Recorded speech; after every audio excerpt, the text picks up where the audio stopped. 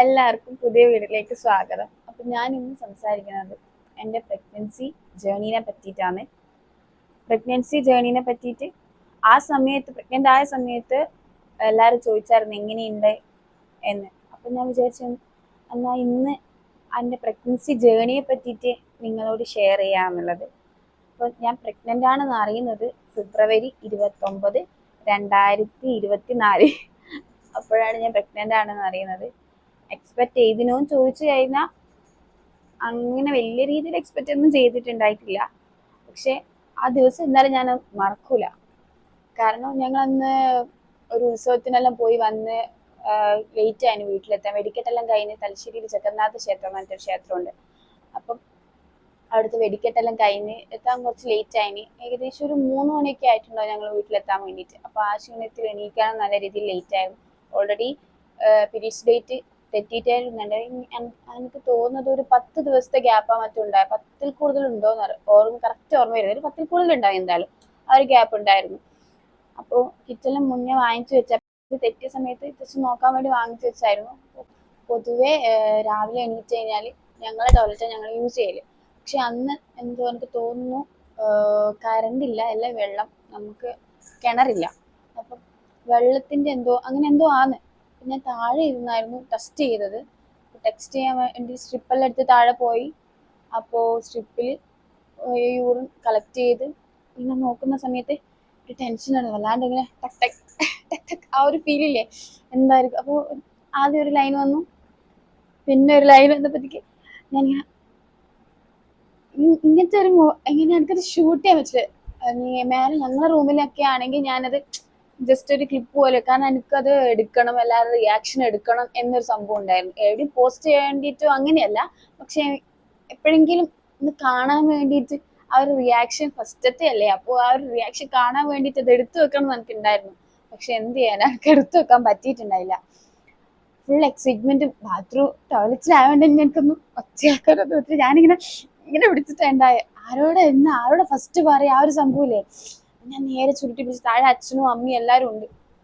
ഞാൻ വേഗം കയ്യിലിങ്ങനെ ചുരുട്ടി പിടിച്ച്, ഫസ്റ്റ് എനിക്കത് ഏട്ടനോട് പറയണല്ലോ, ചുരുട്ടി പിടിച്ച് ഞാൻ വേഗം മേലെ ഓടി ശരിക്കും പറഞ്ഞാൽ ഓടിട്ട കയറിയത്. ആ എക്സൈറ്റ്മെന്റിൽ ഓടി കയറിയതാ വേഗം. എങ്ങനെ തുറക്കുമ്പോൾ ഏട്ടൻ ഓൾറെഡി എഴുന്നേറ്റ് നിൽക്കുക. പിന്നെ സ്ട്രിപ്പ് എടുത്ത് പോകുന്നതിൽ ഏട്ടൻ കണ്ടിന്യൂ. ഏട്ടൻ എന്റെ മുഖം കാണുമ്പോൾ ഏട്ടൻ അത് മനസ്സിലായി. കാര്യം ഏട്ടന് കത്തിനി. പക്ഷെ ഞാൻ നേരെ പോയി ഏട്ടാ കണ്ണു വെത്തേട്ടാ, പക്ഷെ മറ്റേ റീൽസിനെല്ലാം കാണുന്നത് കണ്ണു വെത്ത്, എന്നിട്ട് കൈ ഇങ്ങനെ കൊടുക്കാൻ വേണ്ടി ഞാൻ കണ്ണു വെത്തി. എന്നിട്ട് ഞാനത് കാണിച്ചു തരാം. അത് ഞാൻ ഇവിടെ എടുത്ത് വെച്ചിട്ടുണ്ട്. ഇതാ ഞാൻ ഫസ്റ്റ് ടെസ്റ്റ് ചെയ്തതേ, കാണുന്നുണ്ടോ? അപ്പൊ ഓക്കെ. അപ്പൊ ഞാൻ ഇത് നേരെ കൊണ്ട് ഏട്ടന് കൊടുത്തു. ഏട്ടന്റെ കയ്യിൽ ഇങ്ങനെ വെച്ച് ഇങ്ങനെ കൈ ഇങ്ങനെ ഓപ്പൺ ആക്കി കാണിച്ചു കൊടുത്തു. ഏട്ടൻ ഇങ്ങനെയല്ലേ എക്സ്പ്രഷൻ ഉണ്ടായിരുന്നു. ആ എക്സ്പ്രഷൻ ഏട്ടന്റെ എക്സ്പ്രഷൻ ഞാൻ എങ്ങനെയാ പറഞ്ഞു തരാ, എന്തായാലും ഒരു എക്സ്പ്രഷൻ ഉണ്ടായിരുന്നു. അപ്പോ അതിങ്ങനെ കാണിച്ചപ്പോൾ ഞാൻ എനിക്ക് വിശ്വസിക്കാൻ പറ്റുന്നില്ല എന്നെല്ലാം പറഞ്ഞ് നേരെ അപ്പൊ ഏട്ടൻ എനിക്ക് ഒരു ഉമ്മയ്ക്ക് തന്നു. ഞാൻ ഭയങ്കര ഹാപ്പി. ഞാൻ ചേട്ടാ ഞാൻ ഇത് വേഗം പോയി ഇങ്ങനെ തന്നെ ഇത് കയ്യിൽ തന്നെ ചേട്ടാ ഞാൻ ഇത് വേഗം പോയി അച്ഛനും അമ്മേനെ കാണിയിട്ട്, എൻ്റെ അച്ഛനും അമ്മയും എന്തായാലും വീഡിയോ കോൾ വഴിയോ അങ്ങനെ ഒന്നും കാണിച്ചു കൊടുക്കണ്ട, നേരിട്ട് പോയി കാണിച്ചു കൊടുക്കാന്നുള്ള ഇതില ഞാൻ നിൽക്കുന്നത്. അപ്പൊ ഏട്ടൻ പറഞ്ഞു ആദ്യം നമുക്ക് ഡോക്ടറോട് നോക്കി കൺഫേം ചെയ്തിട്ട് ചെയ്യാം. അപ്പോൾ സ്ട്രിപ്പ് പിന്നെ 2 സ്ട്രിപ്പ് തന്നെ വാങ്ങിച്ചിട്ടുണ്ട്. കാരണം 2 സ്ട്രിപ്പ് വാങ്ങിച്ചിട്ടുണ്ട്. അപ്പോൾ ഒരു സ്ട്രിപ്പിലും കൂടി നോക്കി. അപ്പോൾ അതിൽ 2 ലൈൻ വേണ്ട. അപ്പോൾ ഞാൻ കൺഫേം ചെയ്തു. അപ്പം ഞാൻ പറഞ്ഞു ഏട്ടാ കൺഫേമാ, 2 സ്ട്രിപ്പിലും 2 വെവ്വേറെ കമ്പനി ആയിരുന്നു. ഞാൻ ഏട്ടാ 2 സ്ട്രിപ്പിലും ഡബിൾ ലൈൻ ഉണ്ട്, അപ്പോൾ കൺഫേമാ, നമുക്ക് എന്തായാലും പറയാം. എനിക്ക് ഭയങ്കര എക്സൈറ്റ്മെന്റ് ആയിട്ടാ പറയാൻ വേണ്ടി. അന്ന് ഓക്കെ നീ പോയി പറ എന്നല്ല. ഞാൻ വേഗം പോയി പറഞ്ഞ് അമ്മ താഴെ ചെന്നു. അപ്പോൾ അമ്മയോട് അമ്മ കണ്ണു പൊത്തി അമ്മയും ചോദിച്ചു. അമ്മ എന്ത് നമ്മുടെ കണ്ണ് പൊത്തെന്ന് പറഞ്ഞു.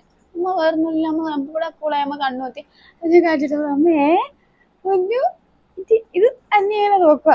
അതിന് അച്ഛനടുത്ത് എല്ലാവരും ഭയങ്കര ഇഷ്ടപ്പെട്ടു. എല്ലാവരും ഡോക്ടറെ കാണിക്കണം, ഏത് ഡോക്ടറെ കാണിക്കുന്നുള്ളതായി. അപ്പോൾ ഓൾറെഡി നമുക്കറിയാം എൻ്റെ ഫ്രണ്ട് കാണിച്ചത് അമർ ഡോക്ടറെ കോയിലില്ല. അപ്പം നല്ല ഡോക്ടർ. അപ്പോൾ ആ ഡോക്ടറെ പറ്റിയിട്ട് അന്നേരത്തെ പറഞ്ഞായിരുന്നു നല്ല.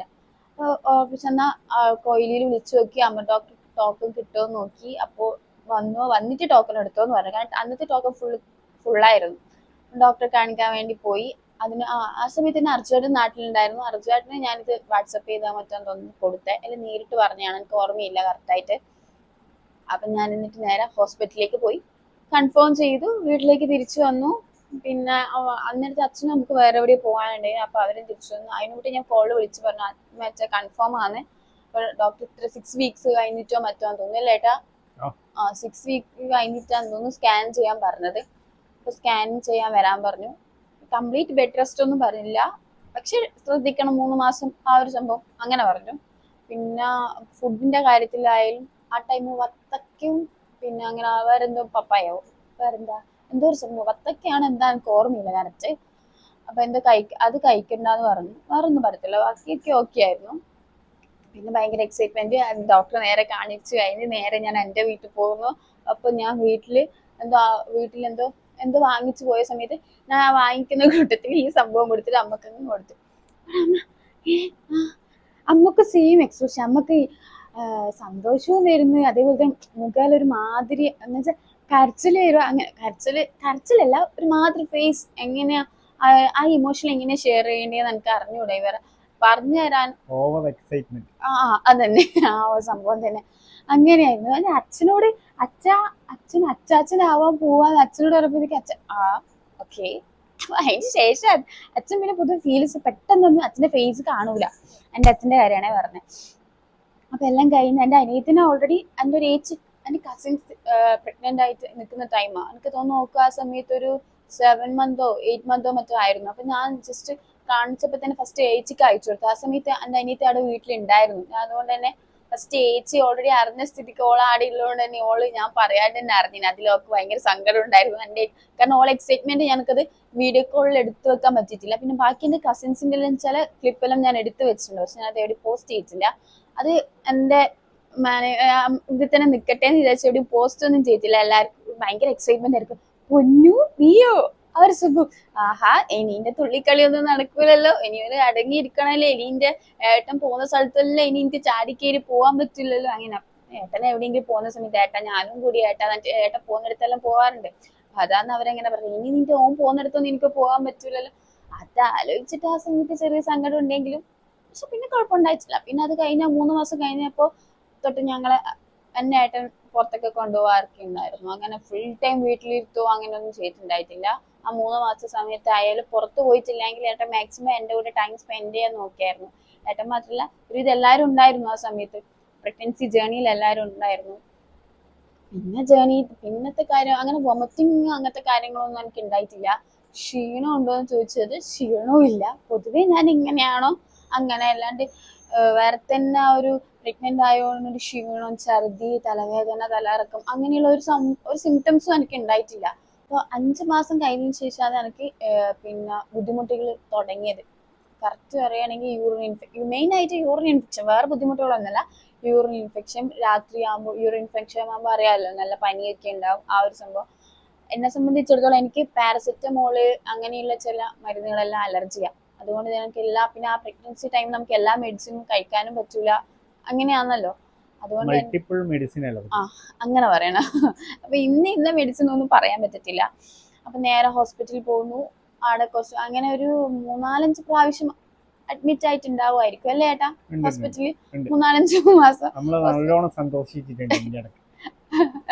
അപ്പൊ നല്ല രീതിയിൽ ഹോസ്പിറ്റൽ വാസമായിരുന്നു.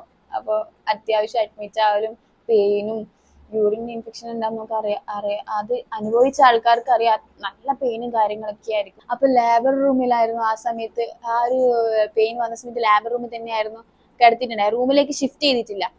ആ സമയത്ത് ഞാൻ പറയുന്നുണ്ടായിരുന്നു എനിക്ക് റൂമിലേക്ക് പോകണം. അങ്ങനെയുള്ള സമയത്താണ് ഏട്ടൻ ഡോക്ടറോട് ചോദിച്ചത്, പിന്നെ റൂമിലേക്ക് മാറ്റാനായോ ഡോക്ടറെ, റൂമിലേക്ക്. അപ്പൊ അങ്ങനെയുള്ള സമയത്ത് ഡോക്ടർ പറഞ്ഞെ എന്തായാലും റൂമിലേക്ക് മാറ്റാം, ഓക്കെ, എന്തായാലും നിങ്ങളില്ലാണ്ട് പറ്റൂലല്ലോ, പിന്നെ ഓവറായിട്ട് ടെൻഷൻ അടിക്കാൻ നിൽക്കൂലേ. അപ്പൊ ആ സമയത്തെല്ലാം എൻ്റെ കൂടെ ഉണ്ടായിരുന്നത് ഏട്ടൻ തന്നെയായിരുന്നു. ഏട്ടൻ തന്നെ വേറെ ആരും ഇല്ലായിട്ടല്ലേ, ഏട്ടൻ മതി, ഏട്ടൻ വേണമെന്നുള്ളൊരു സംഭവമായിരുന്നു എനക്ക്. ഏട്ടൻ തന്നെ നിന്നോളാന്നുള്ള സംഭവമായിരുന്നു ഏട്ടനും. അതുകൊണ്ട് തന്നെ എല്ലാ കാര്യങ്ങളും A to Z എല്ലാത്തിനും ഏട്ടൻ തന്നെ ഉണ്ടായിരുന്നു. അവിടെ അടുത്ത് നേഴ്സ് ആയിക്കോട്ടെ, ഡോക്ടേഴ്സ് ആയിക്കോട്ടെ, ഞങ്ങളിങ്ങനെ ഇടയ്ക്കിടയ്ക്ക് അവിടെ പോയി അഡ്മിറ്റ് ആവുന്ന ആടെയുള്ള എല്ലാവരായിട്ട് ഭയങ്കര.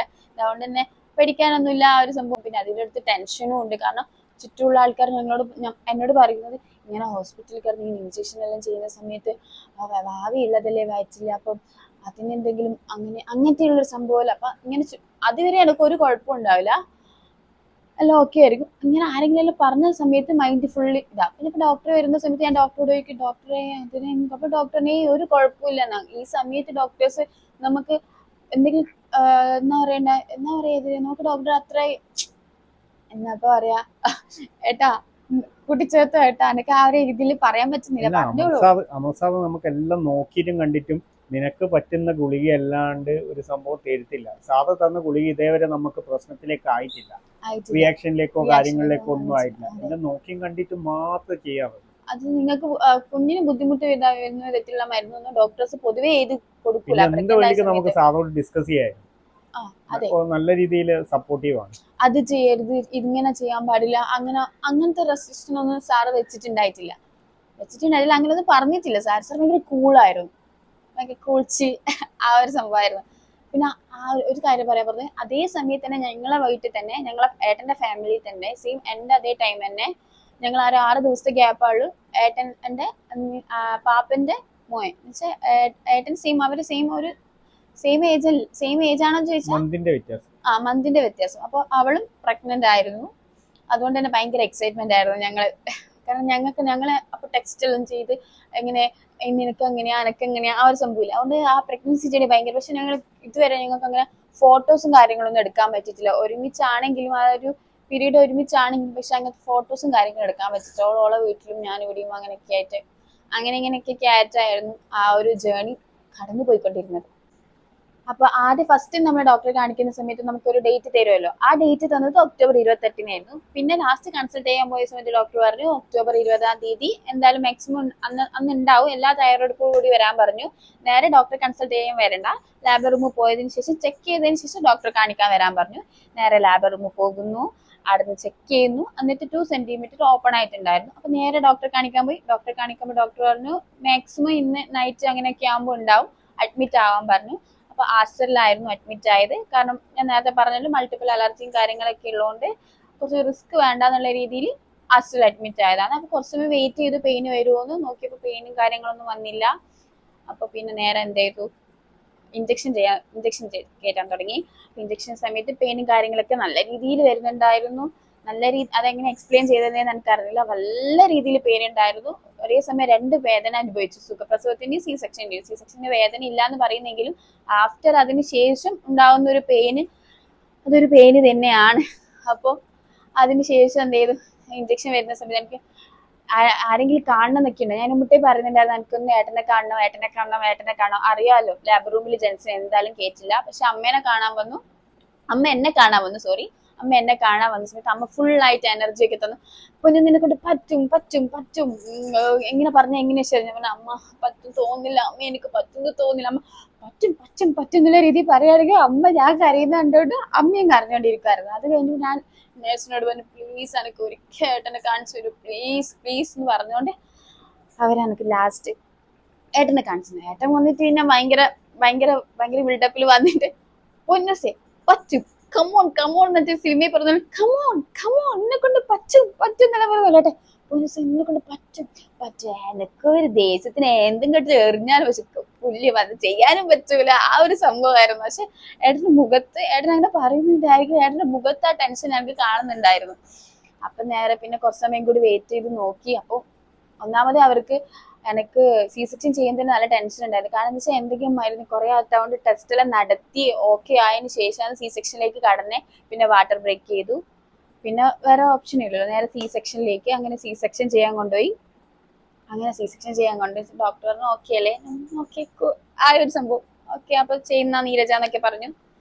അതിനുശേഷം എന്ത് ചെയ്തെന്ന് വെച്ച് കഴിഞ്ഞാല് അങ്ങനെ എന്റെ മോളെന്റെ കയ്യിലല്ല മോളെ കാണിച്ചു. പെൺകുട്ടിയാന്ന് പറയുന്നു. മോളിങ്ങനെ ഒരുപോലെ കാണുന്നുണ്ട്, നമ്മൾ കാണുമല്ലോ എന്തായാലും. ഇങ്ങനെ സൈഡിൽ നോക്കുമ്പോൾ ഈ സൈഡിൽ മോളി ഇങ്ങനെ അവരിങ്ങനെ കട്ട് ചെയ്ത് പൊക്കിൾക്കൊടി കട്ട് ചെയ്യാമല്ലോ. അപ്പൊ അതെല്ലാം കട്ട് ചെയ്തു എനിക്കടുത്ത് കാണിച്ചു തന്നു. എന്റെ മുഖത്തോട് ഇങ്ങനെ എല്ലാം വെച്ച് തന്നു. അപ്പൊ അതെല്ലാം അങ്ങനത്തെ കാര്യങ്ങളെല്ലാം ചെയ്തു തന്നു. അപ്പൊ അതിന്റെ ചെറിയ ക്ലിപ്സും കാര്യങ്ങളും ഉണ്ടായിരുന്നു.